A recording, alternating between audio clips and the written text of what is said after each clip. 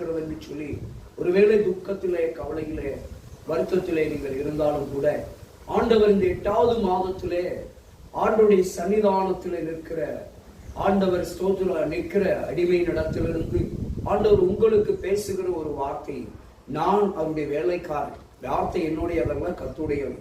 நான் அவருடைய பணியை செய்கிற வேலைக்காரன், அவ்வளவுதான். கர்த்தர் உங்களை ஆசீர்வதிப்பார்.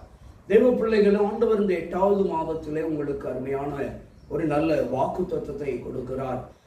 இந்த ஸ்தோத்திரம் பரிசுத்த வேதத்திலே யோவான் 16ஆம் அதிகாரம் 20வது வசனத்திலே இந்த 8வது மாதத்திற்கு ஆண்டவர் உங்களுக்கு இந்த 1ஆம் தேதியில இந்த கால வேளையில வேதனையோடும் இருக்கிற கவலையோடு வருத்தத்தோடு, எங்களுடைய வாழ்க்கையில என்றைக்கு மாற்றங்கள் வரும், என் வாழ்க்கையில என்றைக்கு எல்லாவற்றுக்கும் ஒரு முடிவு வரும், நல்ல பதில் கிடைக்கும் என்று சொல்லி ஏக்கத்தோடு தவிப்போடு வாழ்ந்து கொண்டிருக்கிற, என் வாழ்க்கையில ஒரே வெற்றிடமாக இருக்கிறது, என்றைக்கு நான் நிறைவை காண்பேன், வாழ்க்கையில் இருக்கிற, குடும்பத்தில் இருக்கிற, பிள்ளைகளிடத்தில் இருக்கிற குறைவுகள் என்றைக்கு நிறைவாகும் என்று சொல்லி துக்கத்தோடு வாழ்ந்து கொண்டிருக்கிற அன்பு தெய்வ பிள்ளைகளே, அன்பு சகோதரனே, சகோதரியே, ஆண்டவராகிய இயேசு கிறிஸ்து இந்த கால வேளையில இந்த 8வது மாதத்தில் இந்த 1ஆம் தேதி ஒரு நல்ல வார்த்தையை உங்களுக்காக கொடுக்கிறார்.